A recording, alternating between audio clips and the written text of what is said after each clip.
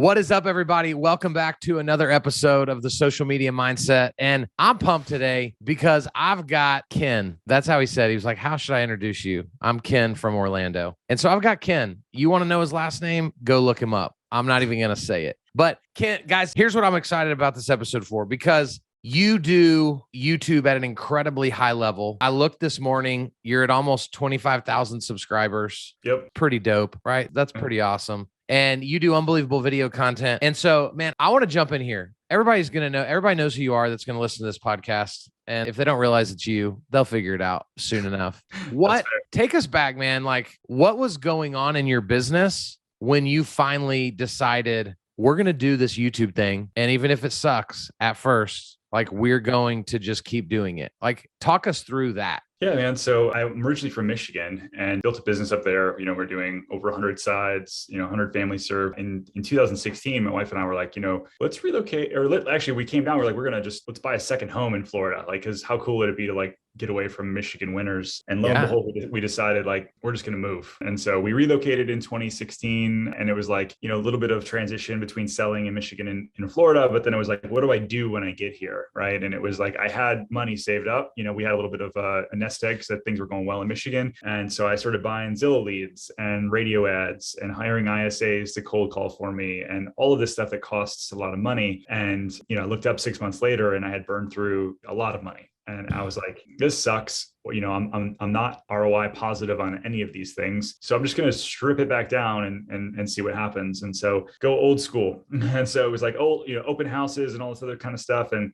a friend of mine was like, hey, I'm doing these YouTube videos about model home tours. And like, hey, you're getting to know Orlando anyways. You're not from Orlando. So why don't you just, while you're there, doing these model home tours for yourself, just turn the phone around and start putting them on YouTube. So I did. And I did like 100 and, 100 plus 120, something like that over 3 months. It's like a little more than one a day, just editing on my Mac, iMovie, dragging in some royalty-free music and not really knowing what to do. But then one of the times I was like, a question I kept getting asked was like, hey, where did you guys move to? And it was this place called Celebration, Florida. And I was like, I'm just going to do a top 10 video on Celebration, Florida. And lo and behold, that video got like 40,000 views in like a month. And I was like, and people started calling, and it was like, hey, you obviously are the expert.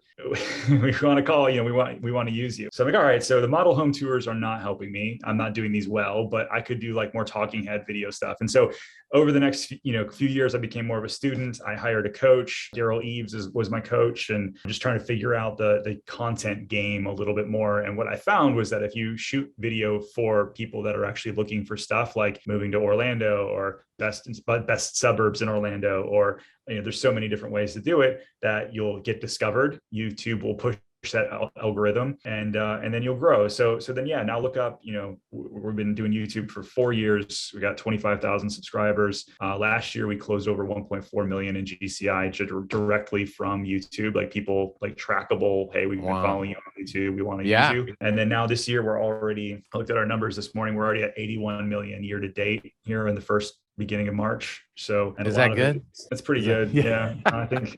Yeah, we'll do something like 200 million this year. Come on, bro. That's awesome. Yeah. So I want to, so YouTube's it, man. I want to go backwards for a minute, because this podcast is all about mindset, right? Yeah. So what I think is easy to overlook in your story is that you said, I did over 100 videos that sucked before I did the video that ultimately got me where I was hoping to go. And it's easy to overlook that part, right? And just, say, Ken, man, help me not do it that way. And I don't know if that's possible. Like, take us back to the mindset. And when your buddy's like, dude, just show up in these model homes and like start doing some videos. What were the mindsets that you had to overcome to not only hit the record button, but to keep doing them even when they weren't performing? So I didn't have any other choice, man. It was like, I knew I couldn't keep doing open houses every weekend because I was missing my family, and, it just wasn't my thing. I'm not a cold call guy, so talk about mindset. Like, I feel like, anything that you do and you're going to do well, you have to believe in. And, I believe in any of these things. I guess they all work, but I don't believe in it for me. And so I was like, I'm looking for that thing that I can do really, really well that is going to produce the results that I'm looking for. And I found that in content creation. And so YouTube became my medium. And now we're doing, we've got a whole nother website. We've got bloggers on staff and growing out our other mediums, like our newsletter, our e-newsletter. And so we found some things that I became passionate about. And so when you go back to the mindset, is like, I didn't know any better, but I knew that I wanted something different. And so I'm going to go all in on this thing until I figure it out.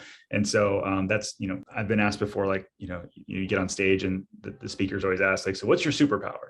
And like, I had to think about that quite some time. And my superpower is I just don't give up. Like, I'm just dogmatic about it. I just dig in and don't give up until it works or I figure it out. And so that's it, man. That's the mindset game. So for the realtors and lenders that listen that are kind of early in on this, what would your advice be, looking back to those first 100+ videos that you did in 90 days? What advice could you give them now that you can look back and go, man, if I would have just known this, I maybe could have shortened that curve or done a little bit better? So I think, shooting content, it's so important to shoot content it's not for you. Like I think a lot of agents and like mortgage brokers, title people, they shoot content about how amazing they are. Yeah. And the thing that I think the problem becomes is that nobody's searching for how amazing Kyle and Ken are. Right.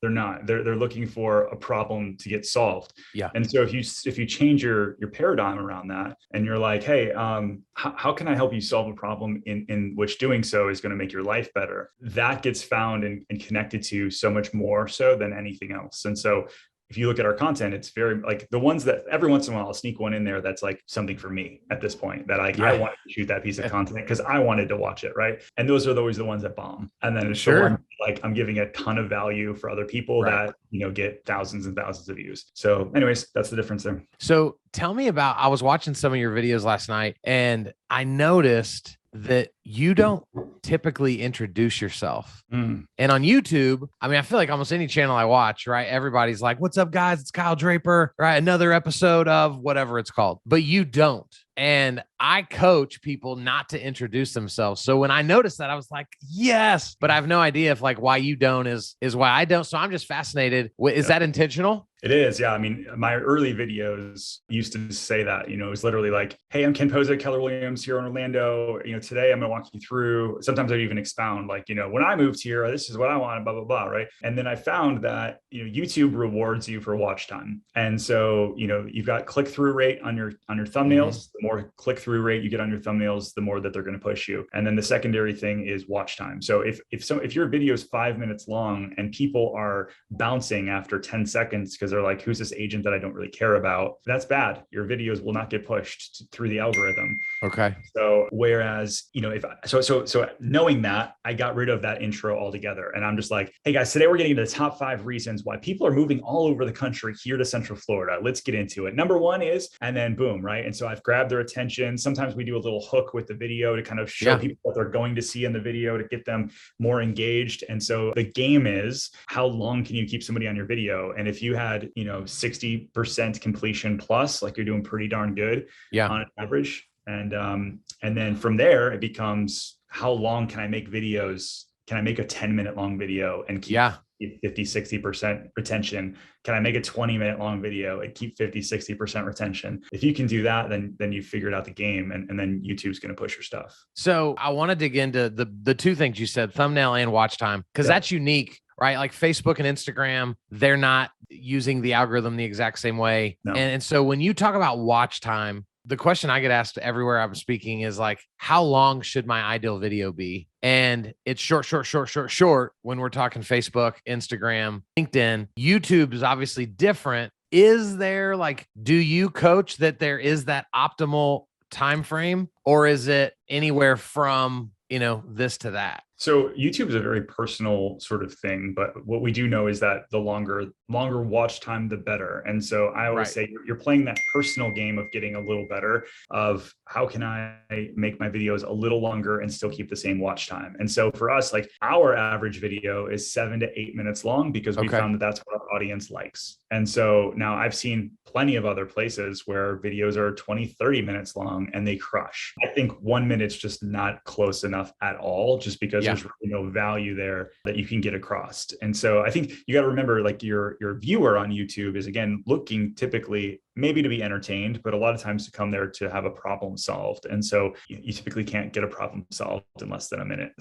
So no doubt. Facebook, Instagram, TikTok, all of those, shorter the better. But on YouTube, it's playing that game of how long can I make this? So 7 to 8 minutes is what you found was right for your audience. I know some people here local in Dallas Fort Worth where I am that are realtors that they're in that 20, 25, 30-minute range. For the rookie YouTuber, is it a 3-minute minimum? Like, would you give people a minimum that they should start trying? I would say 4 to 5 minutes is going to be on the short side. Like if I put out a 6-minute video, I'm like, dang, I don't know if I got enough through at that point, right? And so to me, that's a really short video. Man, we do YouTube lives every other Saturday for an hour. Wow. And I get hundreds of people to watch live. Wow. And thousands that watch the replay afterwards with like really, really good retention. So again, I think it's just, if you feel like you're bringing value and you can keep it, I would start with that 4 to 5 minutes and then see how far you can push it with good watching. I love that. That's great. So talk about live. I love live video.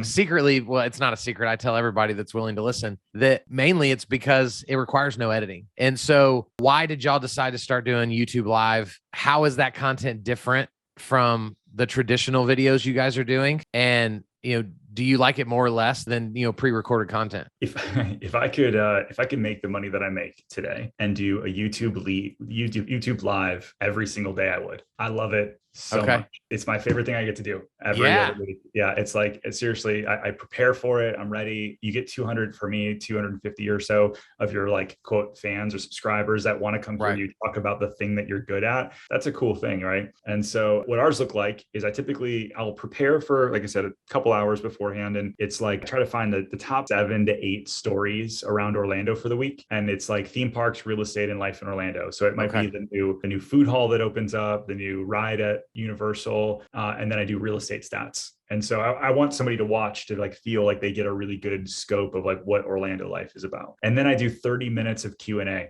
and literally we'll get like, hundreds and hundreds of questions. And so then I can just riff, right? But as a new person, like if you're going to go live and you have no viewers, you could still do this. Like you could still go get 7 or 8 topics around town and say, hey, I'm just going to go live here and talk a little bit about our area. And then, you have a second screen set up to where like we use StreamYard. And so like you can literally toggle back and forth. And it's just like, hey, let me show you what I'm talking about. And you're scrolling through and, there's this new brewery opening up. So if you're into like local brews and you want to get a burger and this and that, this is the developer behind it. This is the story of the owner who's opening it. I think it's really, really cool. The next story is, and then you just keep going down, and constantly asking, hey, down in the comments below, let me know what's your favorite food hall or your favorite neighborhood or your favorite whatever down below, right? And so now you're getting engagement, and YouTube loves that stuff. And so, like you said, there's no editing, just jump on and go. Why did you guys choose to do it every other as opposed to every Saturday, once every 2 months? Like, did you use data to determine that every other weekend was your sweet spot? I wish I did. It was more so my family obligations. I wanted to be able to say like, I'm not working every weekend. Sure. So I work for 3 hours every other Saturday. And other than that, on the weekends I'm off. And so the 3 hours is just for the show. Okay. So we have noticed though, like I have played with it I did like an off week because we were traveling. And a couple of weeks ago, I did one on a Tuesday night just to try it out at like 7 p.m. And we had darn near like 300 people show up where I'm used to having like 200. Yeah. So, play around with the times for sure and figure out where your audience is. I mean, here in Orlando, we have a lot of people that watch from the UK. So they're 5 hours ahead of us. At night, right? Because they're sleeping. Right. Yet we have a lot of people moving from the West Coast. So if I do it at like 8 p.m., that's 3 p.m. for them and they can maybe catch it, Sure. So you got to know your audience that way as well. It's huge. I want to make sure we touch on, because you just mentioned thumbnails as the two, right? You talked about thumbnails watch time is what YouTube's really looking at to decide if your video is worth a crap and if they're going to, push it or not. What do you like? Could you give us just a couple tips when it comes to thumbnails, or like, do not ever do this? Mm-hmm. And then here's what I would suggest. Yeah. So I think, when you're doing your thumbnails, and for those of you guys who don't know, thumbnails are just the little photos that when you're scrolling through YouTube, that the photo represents the video. And the reason why thumbnails are so important, well, there's a lot of reasons, but one, you could create the best video ever. You could be so proud of your content. You could have done the perfect intro with the greatest B-roll, but if nobody clicks on it to watch, nobody's going to know. Right. And so slowing down to get your thumbnail game is so important. So A. B would be, while you're editing it, make sure you shrink it down really small and look on your phone, because so much of video that's consumed is on the phone. And so if you're creating this, like a lot of people will edit on a really big screen, it looks amazing. But then once you crop it down and it looks super tiny, nobody's going to be able to see what it looks like. So I think that is important. Like, how many words you put on a thumbnail, like we're trying to go to like 1 to 3 words. And so sometimes we go no words, but I found like 1 to 3 is great. Now, some people will stack it with a paragraph on the thumbnail. Well, that's not ideal because nobody can read it. Right. Yeah. And then the third thing I would say about thumbnails is just like having intriguing enough to where people are going to want to click. Like, you don't have to tell the full story. It's kind of like, it's not clickbait, but it's intriguing enough to where people want to click on it. And then the fourth thing I would say around that is look at what your competition's already doing. So if you're doing a moving to Dallas video, go to YouTube, type in move to Dallas, and then whatever they're doing, do the opposite, because you're going to stand out in the result. Yeah. So if everybody's blue and yellow, you are white and red, or, whatever it might be. Right. So that kind of lets you, stand out through the scroll. Man, I love that. How have you learned from, because I've got Daryl's book, and there's so much goodness in there. You mentioned that Daryl was your coach. I don't know if he still is your coach. No, I wish I could afford him at this point.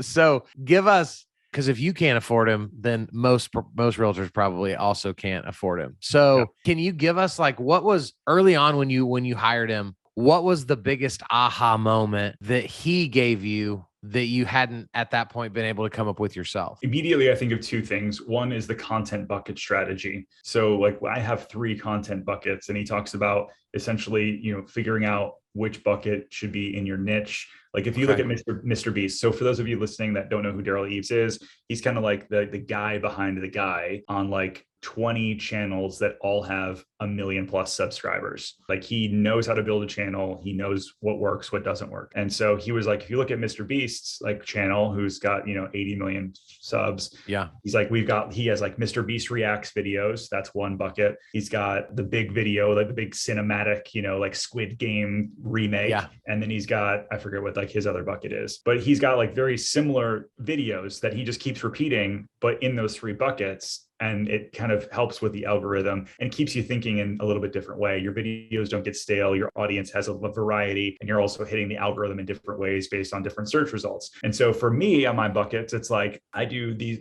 One of our buckets that is crushing right now is like coming soon to Orlando. Okay. The second one is moving to Orlando. And then the third one is like property tours, or like something like Shack. I did Shack's tour. I've done luxury tours, how to build a custom home, that kind of thing. And so that's my buckets. And so it makes your content calendar really clear that way too. Like, exactly what you're going to be putting out. You don't burn out the same topic too much. That's great. I would say the biggest takeaway that I learned. Okay. The second thing was the repeater video. Like, if you have something that really does well on your channel, do it again a year later. Like, a lot of people think like, oh, I did a moving to Orlando video a year ago, I can't do another one. But what you got to remember is your channel has grown. Right. That the amount of people that actually watch your videos is actually probably only 20% of your subscribers. The rest of the 80% are everyone else. And so if you have something that works, don't be afraid to redo it and make it better and add to it and say, hey, I did the video last year, and here's the 3 things I'm going to add to that video. And then you just kind of like,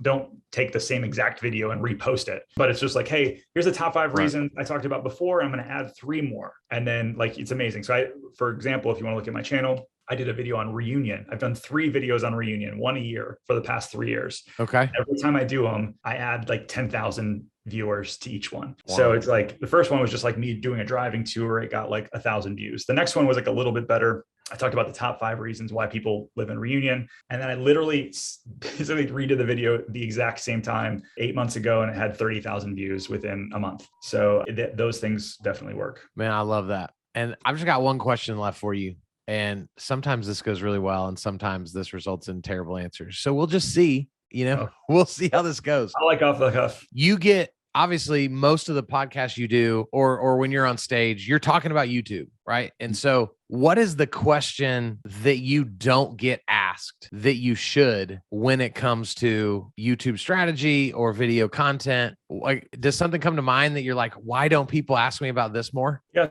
So I think it's because so many people that have me on stage, it's from that 10,000 foot view, and they don't really understand all of the other things that it takes. So I'll give you my like 4 keys to content success on YouTube that I don't really share.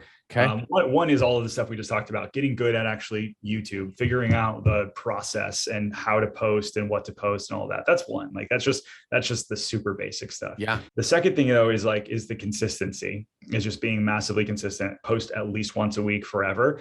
Like we're posting twice a week, and we'll eventually go to 3 times and put out a ton of content, right? But being super consistent. But then 3, like figuring out how to convert these leads are really, really important, because you shoot a video, but then you're not consistent, you won't have growth. If you're consistent, but you can't convert leads, you're not going to keep being consistent anymore, because you're like, I'm not making any money. The 4th pillar is the leverage. So for us now, we've built a massive business. We have, 300 to 500 leads a month, and I can't service them all. And so it's bad for the client experience if they don't hear from me or somebody or help buy and sell a house. And so you have to get really good at leverage. And so now we have 2 inside salespeople. I've got a team of 14 agents. We've got our operations team. We've got our marketing team, and we're building this behemoth. You don't have to do any of this. Like you can just do this on your own, and if just be a single agent, it's totally fine. But if you want to scale, you have to be really good at all 4 of those things. And they all help each other. And so that's like the one thing that I don't really get to talk about on stage, but like to me, that's the keys to the kingdom if you want to build business. I love that. And so I'd like to have one additional follow-up to what you just said. Because so in number 3, converting those leads, what was the biggest differentiator when what happened, your conversion started going up? So the beautiful thing about YouTube leads is that they're probably the most low funnel leads you're ever going to get. Meaning like Facebook leads are like super top of funnel. They're probably 2, 3, 4 years out. Maybe they're just browsing around. There's no real intent there. You're just doing a forced registration to see the pictures of a house, right? Whereas YouTube, they're reaching out to you because they've been following you for the past year and that sort of thing. That being said, only 50% of those people are looking to transact in the next 90 days. And so setting up a system that you can do the long-term follow-up on and stay relevant in their life one way or the other for the long game is where the sexiness kind of comes in for me, because it's like that long term, like I've been following up with this person for a year, but you doing it all personally is probably not going to work. And so having a system that does it for you is a big deal. So like for us, we created the Orlando Reel. It's a weekly newsletter that comes out weekly, obviously. And then it's all things real estate, theme parks, and life in Orlando. That's our pitch, right? They hear from us. It's the new listings, it's the new rides, it's the new things in Orlando. And then once a month, our ISAs are turning through those leads to follow up. Hey, just want to make sure you're getting our newsletter. If you need anything. So that's like where the profitability is for us in a really, really big way. Because if you're only doing the low hanging fruit and you're leaving all of those other people on the table, you won't scale. And so long-winded answer to say, don't just take the low hanging fruit, have a plan together for the long-term nurtures. Man, I love that. In our last 60 seconds, just give a tip for the realtor that's listening to this, that's considering starting YouTube. What's your, in under a minute, what's your tip to them for where to start, what to do next, what mindset to protect, whatever? Yeah. So I think when you're looking at getting on YouTube, or you're building a newsletter, or you're on Instagram or TikTok, I think those are 4 equally great things. Understand that you're building an asset that no one else can really take away from you. Could TikTok go down? Sure, but it's going to be back up. Can YouTube go down and change their algorithm or change how they do something? I guess, right? If you own an email database, nobody's taking that from you, because you got a list. But this is a very different world than paying for a Zillow lead or QL, like Quicken Loans, or, Redfin leads, however else, Home Light, right? You're paying these guys 20, 30, 40% referral fees, and you're beholden to them to send them to you. If they shut them off, your business is going under. Right. Whereas when you're building a content asset, is what I like to think of it as, like nobody's taking that away from you. And that's where things get very powerful and very profitable, because whoever controls the lead controls the business. And so if you focus in on this could change your life. Man, I love it. So good. Such a great way to finish. Ken, how do people find you? Yeah, find me on Instagram. I mean, I give away little tidbits of my life. And if you decide to follow me on YouTube after that, that's great. But at Ken Pozek is my Instagram handle. All right, cool. We'll have all that in the show notes. Dude, thank you. I know you're busy, so I appreciate you so much coming on and adding so much value. You got it, dude. Thank you. Guys, this was it. This is the episode that could change your life and alter your business forever if you choose to go all in. And so I hope you took some good notes. We'll be back real soon with another cool person with an even cooler story. See ya.